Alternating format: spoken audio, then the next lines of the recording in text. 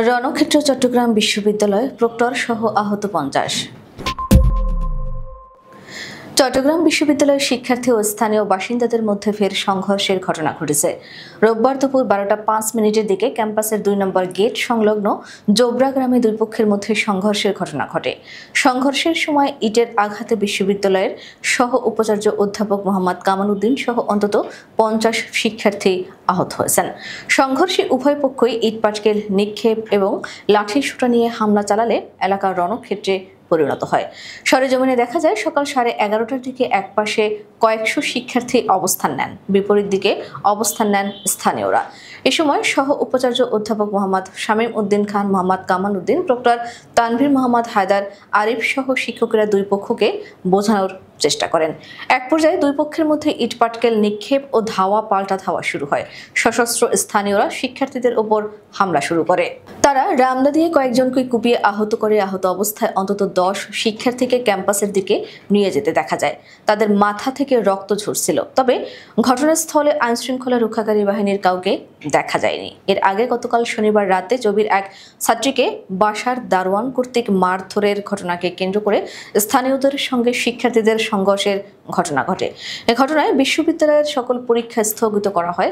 দফায় দফায় ধাওয়া পাল্টা ধাওয়ায় 70 জনের অধিক শিক্ষার্থী আহত হন। এর মধ্যে 30 জন শিক্ষার্থীকে চট্টগ্রাম মেডিকেল কলেজ হাসপাতালে পাঠানো হয়। এই ঘটনায় বিশ্ববিদ্যালয়ের প্রক্টরিয়াল বডির 2 সদস্য আহত হয়েছেন। শনিবার 11:30টা থেকে ভোর 4টা পর্যন্ত দফায় দফায় শিক্ষার্থীদের ওপর হামলা চালায় স্থানীয়রা। ঘটনাস্থলে থাকা পুলিশের 2টি, নিরাপত্তা বাহিনীর 1টি এবং প্রক্টরিয়াল বডির 1টি সহ মোট 4টি গাড়ি ভাঙচুর করেছে স্থানীয়রা। প্রত্যক্ষদর্শী শিক্ষার্থীদের তথ্য মতে বিশ্ববিদ্যালয়ের 2 নম্বর গেট এলাকার একটি বাসায় ভুক্তভোগী ওই ছাত্রী ভাড়া থাকেন।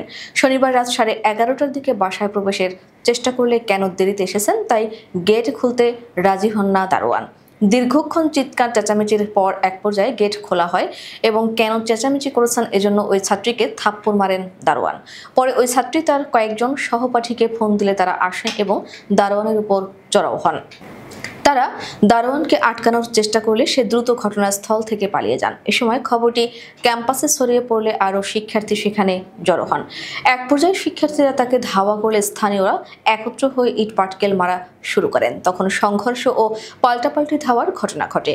ভুক্তভোগী শিক্ষার্থী বলেন, আমাদের বাসার গেট রাত 11:30টার মধ্যে বন্ধ হয়ে যায়। আজকে কাজে বাইরে গিয়েছিলাম, 11টার দিকে ফিরে এসে দেখি গেট বন্ধ। আমি অনেকবার ধাক্কা দিয়েছি, রুমমেটরা অনুরোধ করেছে কিন্তু দারোয়ান খুলেননি।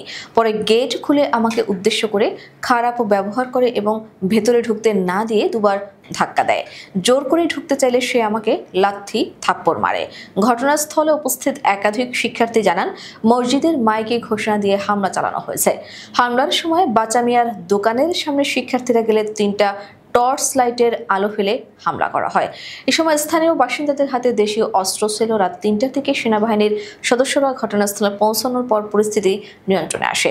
এ ঘটনার পর বিশ্ববিদ্যালয়ের উপাচার্য অধ্যাপক ডক্টর মোহাম্মদ কামাল উদ্দিন বলেন, শিক্ষার্থীদের উপর ন্যাক্কারজনক হামলা হয়েছে। আমাদের অনেক শিক্ষার্থী আহত হয়েছে, এর মধ্যে অনেকের পরীক্ষাও রয়েছে। তাই আজ বিশ্ববিদ্যালয়ের সকল পরীক্ষা স্থগিত করা হলো।